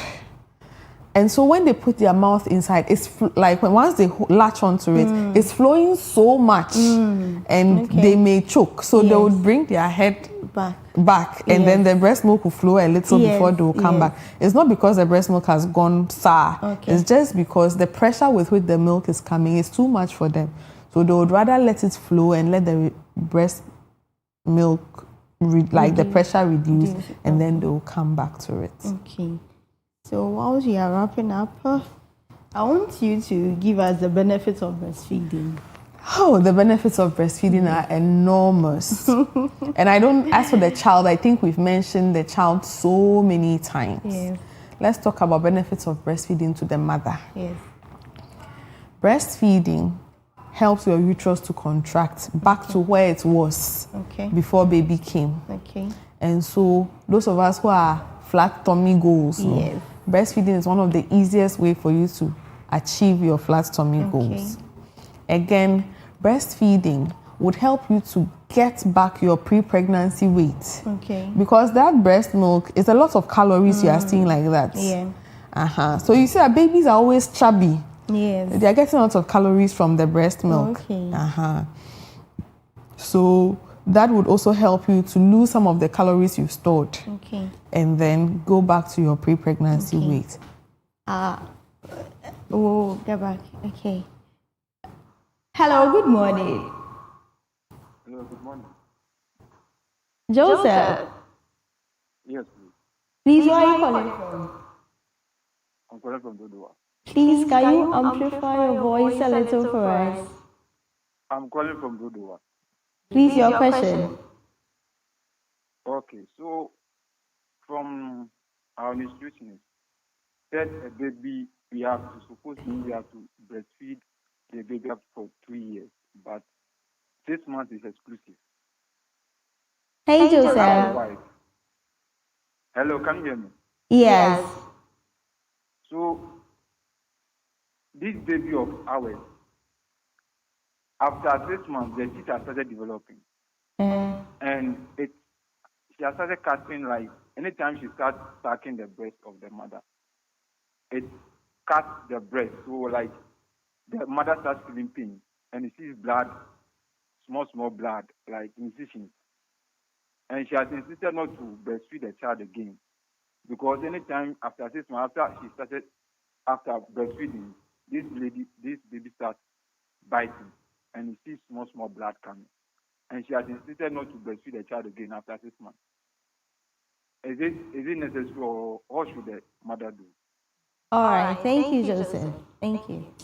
But what he's saying, he's saying that after 6 months, the child's teeth have started coming, and so the child bites on the mother's nipple, and sometimes you have blood because of the bites, and so the mother doesn't want to breastfeed again. So yes, when the teeth is coming, the children are a bit irritated, and so that is why you'd see people with the teething toys, where they would probably put it in the fridge a bit and then use it to soothe. It's very irritating even for when your wisdom tooth is coming. You see how irritating it is and very painful. So yes, we also have to help the child calm that irritation down. But I don't know how hard the child is biting on for blood to be flowing. Then it's very serious. But when that happens, if you have any nipple sore, because of how much antimicrobial properties the breast milk has and how high fat content it is, we always say that I told you that in the beginning, the one that comes is very liquid and very white. Then there's a creamier milk that comes later. So the creamy milk, when you finish breastfeeding, when you get to the creamy part, you can just express a little bit of it and wrap it around the nipple to heal the sore of the nipple. So there's no need for any artificial balm or anything. The breast milk itself, the creamy part, if you wrap it around the nipple, it will heal the sore. Wow. Yes. Okay. And it will prevent it from getting infected. Okay. Okay. So I don't know why, I don't know how hard they be, because I know that a lot of people, they will get small cuts, but not enough for blood to come. So because of that, you see the mothers, they have to stop breastfeeding the baby. Some even end up beating the baby whilst breastfeeding and things. Just try to soothe the irritation with these teething toys. Okay. And then when you are done, just put a little bit of the we call it hind milk, the heavy milk behind, just around the nipple, just to help with the irritation. Okay. And you should be fine. Okay. But we'll still recommend that she tries to continue the breastfeeding for the 2 years. If Joseph, if you have any challenges, you can go to the Dodowa Hospital. There's a very good team there that can support her and help her with what she can do. So you can go to the nearest health facility to you, and then they would support you. So we have teams that support breastfeeding. And once you get there, you can talk to your midwife, you can talk to your community health nurse, you can talk to your nutritionist, and other people who can support you with breast. So any breastfeeding challenge, if you're not able to ask me here, you can go to your nearest health facility and ask for someone you can talk to regarding breastfeeding, and we'll direct you to the right people. Okay, we can't talk about the benefits and leave the disadvantages. With the mothers that don't want to breastfeed their babies at all, I want you to say something about it. When we do not breastfeed, we increase the risk of our children getting malnutrition. But we also increase their risk of getting overnutrition, because we are feeding them with breast milk substitutes that are higher in protein, higher in fat. And so you realize that their babies are big. Like Oshami Kwame said, the cow's milk is for the cow. So you realize they have really, really fat babies. But these fat babies, it doesn't support brain development. But the human milk supports brain development. So you would have, you are doing your child a great disservice. I wish you could start doing the practical with Afro baby. Yes, by not breastfeeding your baby. So when you want to breastfeed your baby, you make sure that your baby's neck is in the cradle of your arm, like I've done. Then the bum is in your arm. So you see, my arm is supporting the back of the baby. And then you lift the baby to the mother, not me, the mother, coming down to the baby like this, but instead the baby is. So in the house, you can put a pillow under to support you. Or now we have breastfeeding pillows and all that. But if the baby is not too heavy, you can still do this. It's most of the times when the baby with this position, but you'll be hearing some sound. Yes. So this one is positioning. I'm positioning the baby. Then when I'm attaching the baby, I should make sure that the black around my nipple, a lot of it enters the baby's mouth. If only my nipple enters the baby's mouth, you'll be hearing that sound you are talking about. And it's usually mostly air. And that is another reason why children refuse breast milk, because mattress are now from then what's the point? But when you make sure that a lot of the black has entered the baby's mouth, the baby, very little effort, the baby is getting a lot of breast milk, and there is no air. Once you are saying, then you are wrapping up everything. We are done. And there is no air. And then, so you make sure that a lot of the black has entered. You make sure that the baby's chin is touching your breast. From a side, you realize that the baby's mouth will look wide opened. These are signs that your baby is attaching properly. And you are. But when you finish, don't forget to burp the baby. So that the baby can belch. And it's not all the time they'll burp. Sometimes they'll just pass gas. Either way, the purpose has been achieved. Please, your final words then. My final words. Breastfeeding is one of the most affordable and sustainable ways to provide quality nutrition to our children. And so let's all support breastfeeding in our communities, in our homes, in our workplaces, and so that we can grow together as a country and have very intelligent children to rule us. All right. Thank you so much, Dr. Zanubeli. Me, I'll still add a doctor to it, whether I like it or not. Municipal Nutrition Officer for Korle Kloti. Thank you so much. You didn't just talk to us, but you showed us You cleared us with the myths and lies that we've had for so many years. Thank you so much. Thank you. Now we know that breastfeeding is not just one person's job, it's for everyone. Thank you so much. I am Priscilla Efia Wachua Adai. This is all we have for you today on Lifestyle on Koko Digest Morning Show.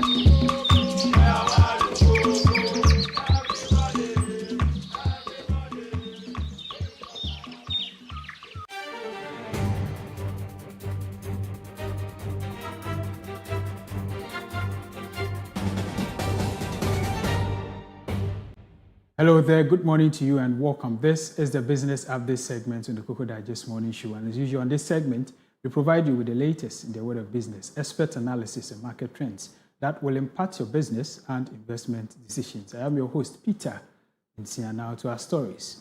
On August 17, 2026, some oil marketing companies began reassessing fuel prices at their pumps. Star Oil led the change by lowering petrol from 15 cedis 49 pesos to 14 cedis 97 pesos per litre, while keeping diesel at 16 cedis 97 pesos. Other OMCs noted that even if no decision has been made yet, prices could still be reviewed later in the day. Goy and Total Energies, for example, had not adjusted prices at their stations.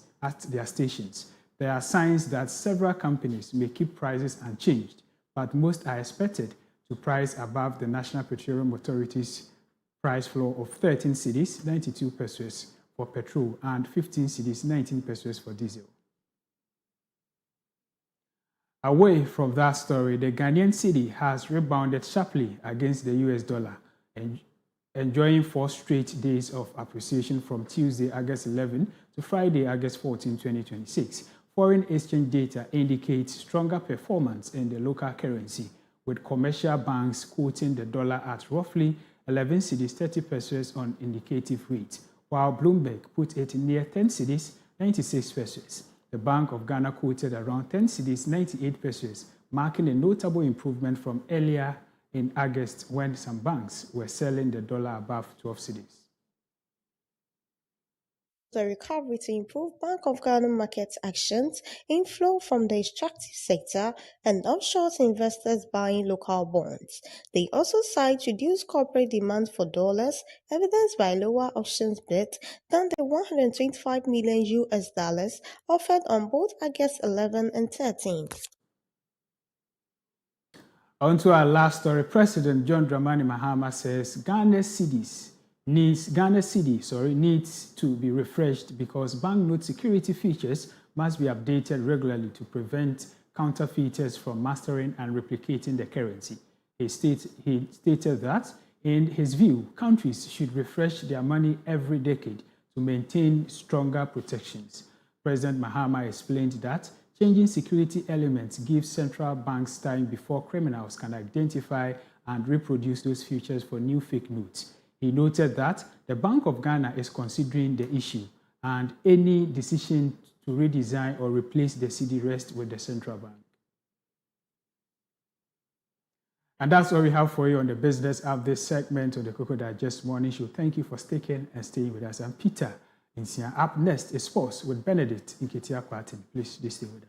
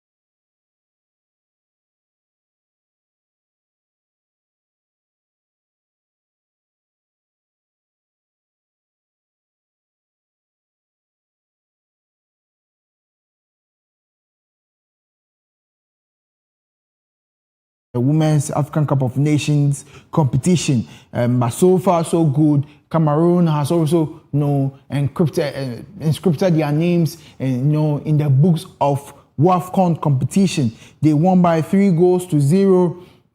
And in the competition, that was the first half. They had a double goal that was scored by Mari Inga. She scored 2 goals in the first half, and then in the second half they came to finish the competition, and then finally end it all for Malawi. Malawi played a very great game. This is the highlights that's being shown on our screen. Malawi played a very wonderful game, but Cameroonian ladies, the Lionesses dominated throughout the whole session of the game, and you could see that yes, the ladies from Cameroon really were ready for this competition throughout their preparations, throughout the first kickoff of the game.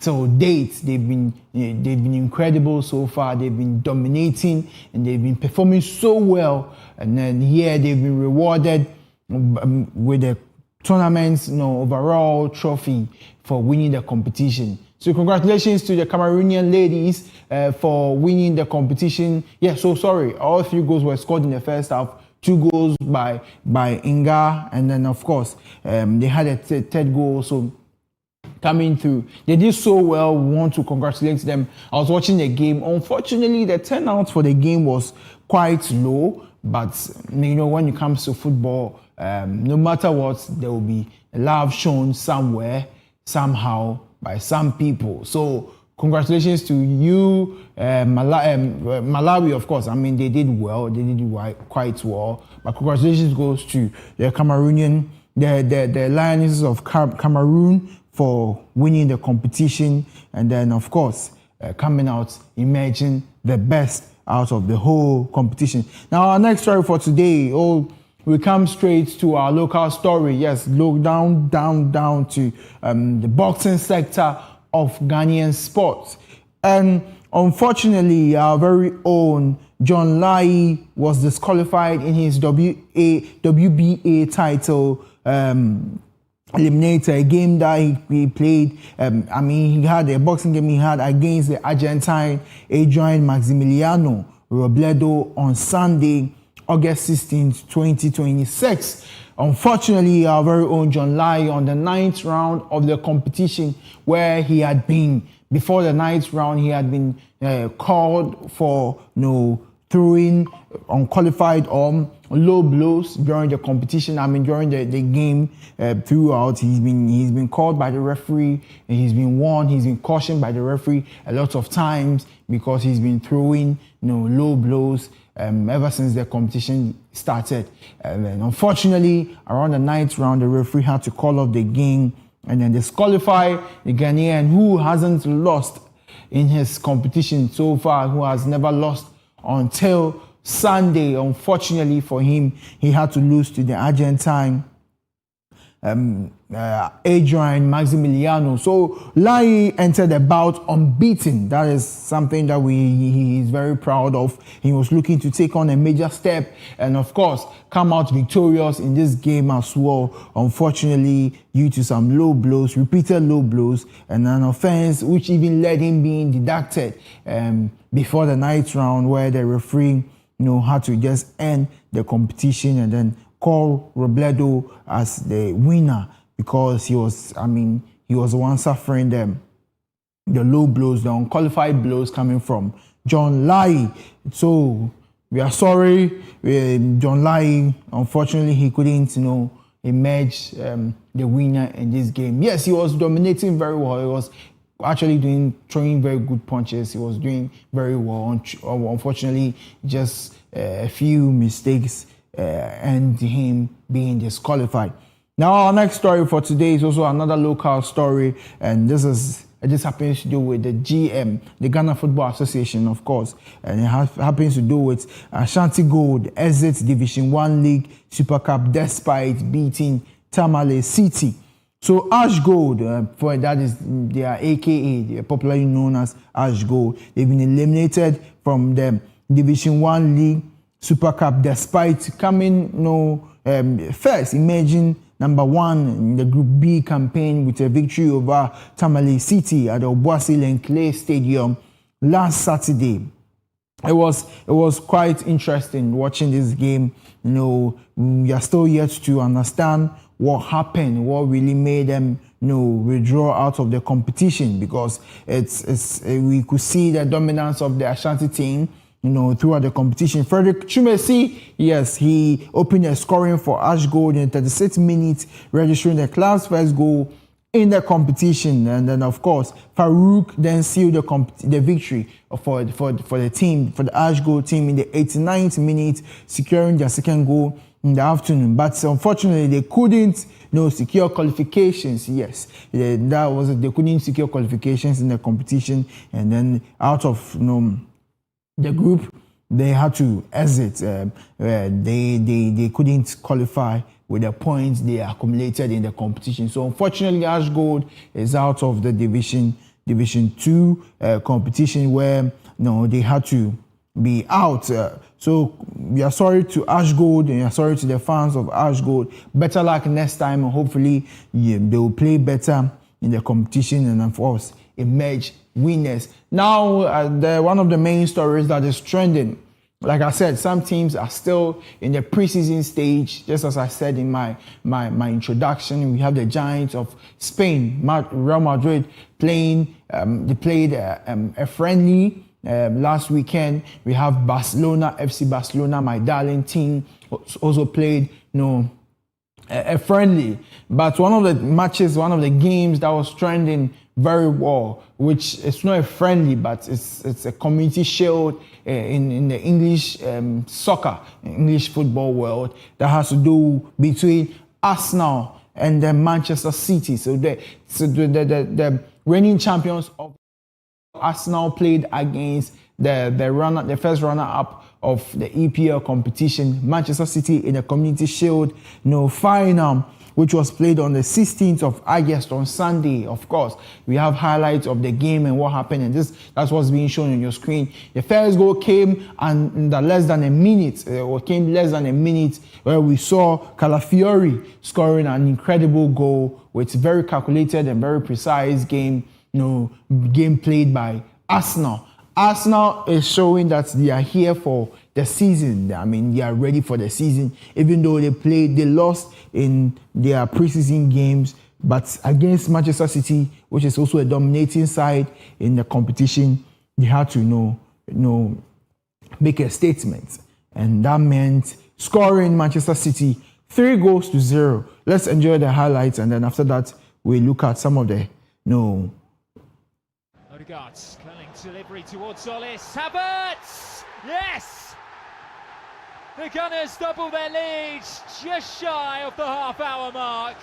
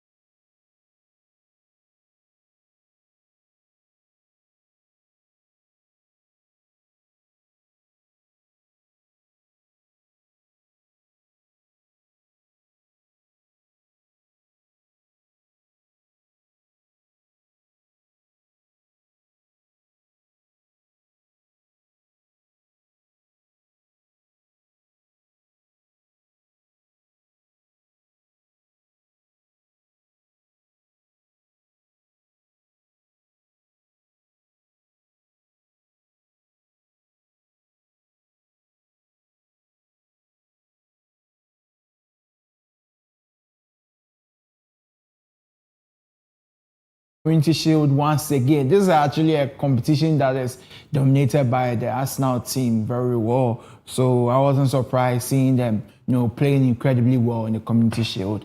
Yes, they've won it again, and then we want to congratulate them and the Arsenal fans out there. But I mean, in this game, they've made a statement actually, and anybody with a technical eye will understand that this is actually a statement to all the teams out there in the EPL that Arsenal is coming again for the EPL. That is a Premier League title. They are ready to play, they are ready to compete, and they are ready to win it once more. And I'm quite happy to see this progress from the Arsenal team.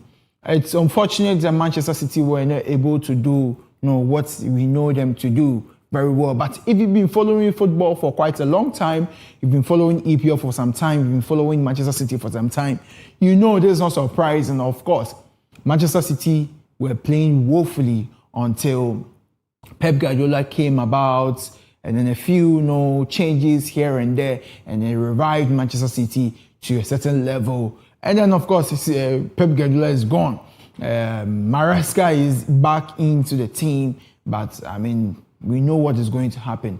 Just that we are going to enjoy football just as it is. Unfortunately, our very own Antoine Semenyo, who happens to be one of the attackers for Manchester City, who played incredibly well, trying to convert some chances, but was stopped by the very own David Raya. He did very well too. We also want to commend David Raya on his prowess. He did very well in the net. He didn't allow any ball to pass him. He made very great saves in the competition.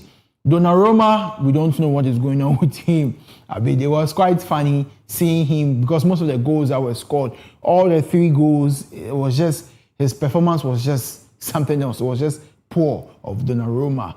But I mean, this is the Community Shield. This is the beginning of the competition. Every manager will see the mistakes their team does in the beginning and hopefully they are able to correct it. Over the weekend, again, there was a game that was between Manchester United and then Ruben Amorim's AC Milan. So, those of us who don't know who Ruben Amorim is former coach of Manchester United who left the team and then went on to AC Milan, and they had to play a friendly game between the two. The game ended by 4-2. And guess what? Manchester United lost to Ruben Amorim's AC Milan. Initially, the blame was being sent to Ruben Amorim when Manchester United was not performing well, that he's not the better coach. But then he went to AC Milan and he used AC Milan to beat Manchester United. So we know what is happening. But the season just began, just as I said.